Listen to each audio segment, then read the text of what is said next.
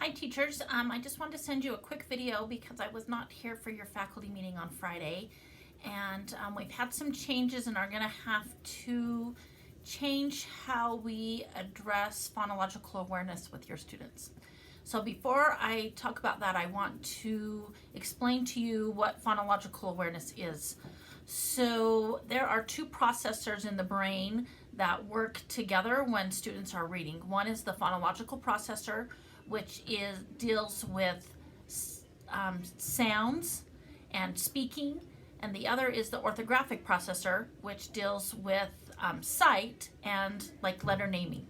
So both of those work together, and we've learned recently, or have had it brought to our attention, the importance of the phonological processor. And that's something that we haven't addressed with students besides just in K and first grade.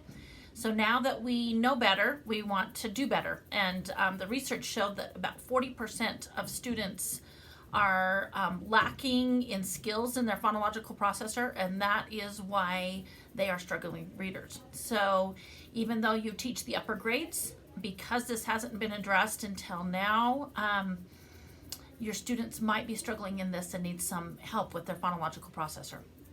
So the phonological processor deals with sounds, and so it's nothing that is written, it's everything that they're seeing and hearing. And this is the group that Laura was doing with your students at the end of the day, because she was already doing it with her resource students, and so she knew how to do the program that we had purchased called Heggerty.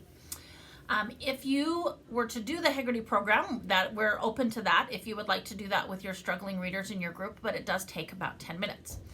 So in the meantime, when I knew that we weren't going to have Laura available anymore, I did find something that you could do in your small group that could address the phonological processor. It's not as great as a 10-minute in-depth lesson, but it does hit on all of the different parts of phonological processor. So we want to be segmenting things, which is taking sounds apart.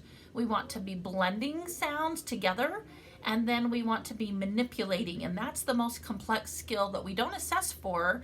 The DIBELS test that we give for phonological awareness is the phoneme segmentation fluency, and that's them being able to segment each sound. So I would say fan, and they would need to say f, manipulation is a higher skill than that, and that is where the students that are struggling readers are lacking. So I am going to put in your box this little paper here, and it goes through really quick something that you could do every day with your groups when you're working with your phonics kits. You could just pick one of the words that you're going to be doing that day.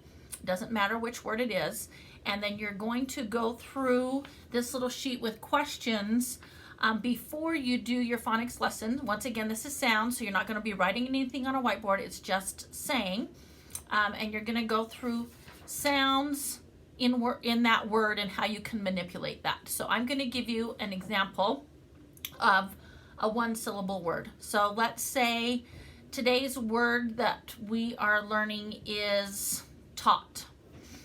Everyone say the word, everyone's going to say taught. How many syllables does it have? So you want them to break it apart and count the syllables. That would be taught is one syllable. How many sounds does it have? Count those. T, ah, t. So it has 3 sounds. What's the first sound of the word t? What's the last sound of the word t? Let's break our word into the first sound and the rest of the word. That's called onset and rhyme. Onset is the sound before the vowel. Rhyme are all the sounds after the vowel. So it would be t, ot. What if we took off the first sound and changed it to ul? Our new word would be lot. What if we took off the last sound of taught and changed it to p? Now it would be top. Now don't get too worried about spelling and stuff. This is all sounds.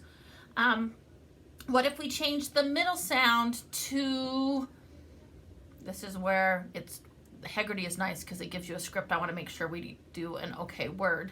So O. So now it would be tote. Can you think of a word that rhymes with taught? So not, fought, and so that's what you would go through with just one word, doing those different skills each day with your students. It would only take a minute or two. There's also a script on the other side for multisyllabic that you could do, that you're breaking the words apart into your syllables. But hopefully that's something simple that you can do and quick that can address that. And then if you notice when you're doing that with your groups that they're really struggling, then talk to me and we might need to do something a little bit more in depth. It might seem a little frustrating to think that you have one more thing to do, but until their phonological processor is built, they don't have a way to store the words that they're learning.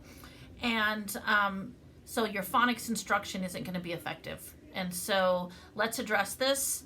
And if there's kids that are struggling, you'd be better spending your time on that and then doing a little bit of phonics. And then we always want to get them into reading. So a balanced, in the books that I've been reading, if you do some phonological awareness, that's what this is. I call it PA, and then phonics, and then reading is what they say is the most effective intervention to do with students. So we'll try this. If they're struggling, then talk to me. And maybe we'll need to spend more time and get you a Heggerty book to use, or maybe we'll find a way to be able to bring back that group in the afternoon so that you don't have one more thing to have to do. In the meantime, give this a try. Let me know if you have any questions. Thank you and have a great day.